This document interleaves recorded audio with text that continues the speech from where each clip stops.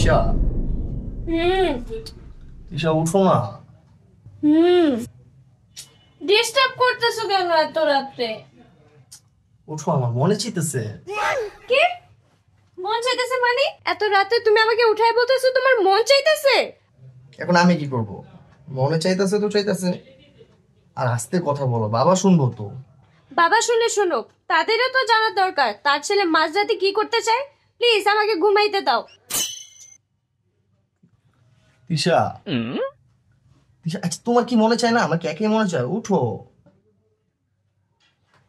হ্যাঁ আমার মনে চায়, কিন্তু আমি মাঝরাতে উঠা কাউকে ডিস্টার্ব করি না। প্লিজ আমাকে ঘুমাইতে দাও, না হলে কিন্তু আমি চিল্লায় সবাইকে ডাক দিব, বলবো তাদের ছেলে মাঝরাতে কি করতে চায়। কি করি এখন? আচ্ছা তিশা, উঠো না।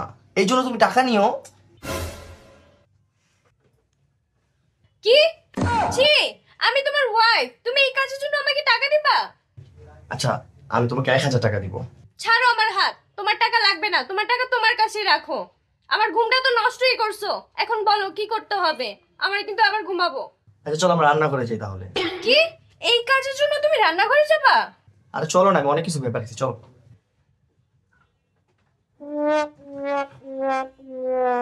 আসো আসো আসো। বলো কি করতে হবে। তুমি জানো না তোমার কি করতে হবে?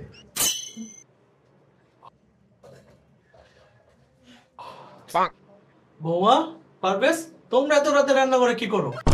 বাবা, তোমার বৌমার পানির তৃষ্ণা লাগছে, তাই পানি নিতে আসছি। বৌমা পানি খাবি ঠিক আছে, কিন্তু তুই রান্না করে আসছিস কেন? তোমার বৌমা অন্ধকারে ভয় পায়, তাই ওর সাথে আমিও পানি নিতে আসছি। বৌমা, তুমি যেহেতু অন্ধকারে ভয় পাও, পানিটা রুমে নিয়েই তো রাখতে পারো। আর তোমাদের আওয়াজে আমার ঘুমটা ভেঙে গেছে গা। আর তুমি জানো না যে আমার সকালবেলা তাড়াতাড়ি উঠতে হয়? বাবা, আপনার ছেলে মিথ্যা কথা বলতেছে। আপনার ছেলে মাঝরাতে ক্ষুধা লাগে, আমাকে ঘুমে থেকে টাইম না উঠায় নিয়ে আসে রান্নাঘরে। ওর প্রতিদিন রাতে মাঝরাতে ক্ষুধা লাগে। বৌমা, ও যে রাতে ক্ষুধা লাগে সেটা আমি আগের থেকে জানি। ও আগে ওর মানে চালাইতো, এখন ও তোমারে চালায়। এখন আমি কি করবো? আমার যদি মাঝরাত্রি একটু ক্ষুধা লাগে, যে তুমি দাঁড়াচ্ছো কেন? আমার জন্য একটা ম্যাগি বানাও। তোকে না বলছি বৌমাকে বিরক্ত করতে না? বৌমা, তুমি ঘরে যাও, আর আমি তোর মাকে ডাকতেছি।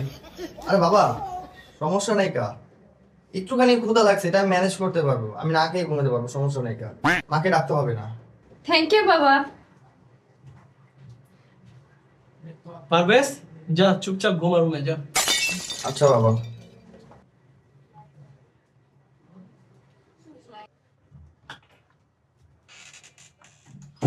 কি মন ভরছে তোমার? বলছিলাম রান্নাঘরে যাওয়ার দরকার নাই। না, তার তো নতুন নতুন এক্সপেরিমেন্ট করতে হইব। দেখো, আমি এখন আর কিচ্ছু করতে পারবো না। আমিও ঘুমাবো, তুমিও চুপচাপ ঘুমাও। আচ্ছা তিশা, আমি বলতেছিলাম কি আমরা রুমেই। না বলছি না, যাও এখান থেকে।